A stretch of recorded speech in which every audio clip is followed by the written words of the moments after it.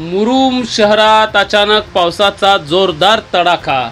शहरवासियांसह शेतकऱ्यांच्या चिंतेत मोठी भर। सलग आठवडाभर कोसळणाऱ्या पावसामुळे आधीच नागरिक हैराण असताना गणेशोत्सवात 2 दिवस उघाड दिल्याने शहरासह परिसरात उत्सवी वातावरण रंगत आले होते। मात्र गणरायाच्या आगमनाला अवघे 4च दिवस होताच पुन्हा एकदा पावसाने अचानक जोरदार हजेरी लावत नागरिकांची तारांबळ उडवली। शनिवारी 30 ऑगस्ट रोजी सायंकाळच्या सुमारास अचानक आलेल्या मुसळधार पावसामुळे शहरातील प्रमुख रस्त्यांवर वाहतूक कोंडी झाली। नागरिक आडोसा शोधत पळत सुटले। गटारी ओसंडून वाहू लागल्याने अनेक भागात पाणी साचले।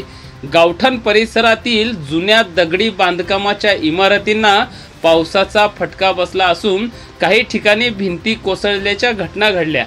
दरम्यान सततच्या पावसामुळे शेतकरी वर्ग मोठ्या चिंतेत आहे। 2 दिवसांच्या उघाडीत शेतकऱ्यांनी शेतीची कामे करण्यासाठी गती देण्याचा प्रयत्न केला होता, परंतु अचानक झालेल्या पावसामुळे उभ्या पिकांचे नुकसान होण्याची भीती निर्माण झाली आहे।